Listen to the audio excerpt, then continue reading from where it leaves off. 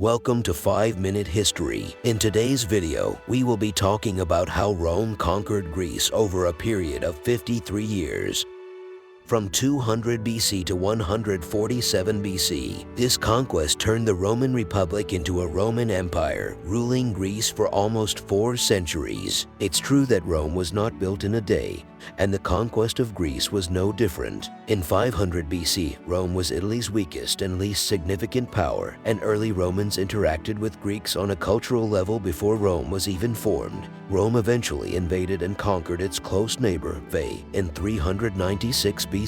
Several years later, the Romans were left horrified by a 6-month-long invasion from the Gauls led by Brennies, which caused widespread terror. They even thought about leaving the city and relocating to Veii, but instead, they erected a huge wall around Rome for protection and went on an imperialist rampage. Within 50 years, they had conquered Greek-speaking nations in the neighboring areas, such as Naples. However, the Romans saw this development as a local issue rather than a matter of power. The Romans had no desire to travel east, and they were attempting to unite Italy. Carthage was the second challenge, and the first non-Italian war involving the Greeks was the First Illyrian War. Romans saw it as the end of piracy and the construction of buffer states between Roman and Illyrian interests. The Roman connection with the Greek world lasted a very long period. The conquest of the Greek world was a highly erratic process that occurred in fits and starts, with setbacks and shifts of momentum across several centuries. Greece was not a united front, and modern Greece was a patchwork of kingdoms,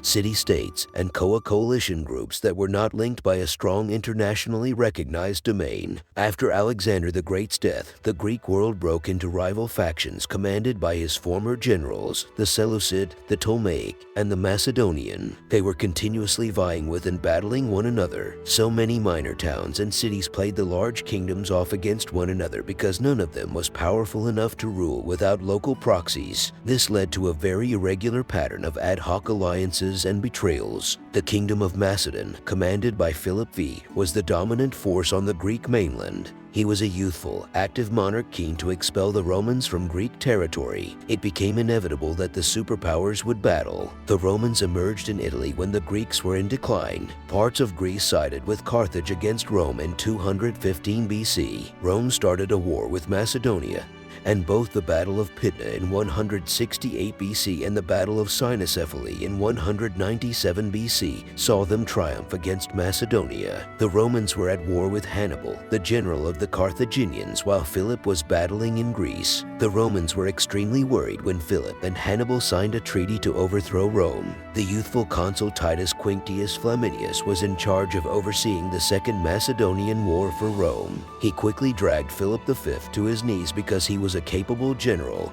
and a cunning politician. After Philip V was defeated in the First and Second Macedonian War, Macedonia was a mere shell of what it once was. The Greek state started seeking assistance and counsel from the Roman Senate. Rome managed to maintain its position of authority in Greece even without an army. Perseus, the final king of Macedon, succeeded his father Philip V after his death in 179 BC. He was forced into battle by the Romans, and following his loss, was imprisoned in Italy. What was left of Macedon was split into 4 republics. The Romans divided Greece into provinces and established a client king in each one. This was their way of maintaining control without having to spend too much on military resources.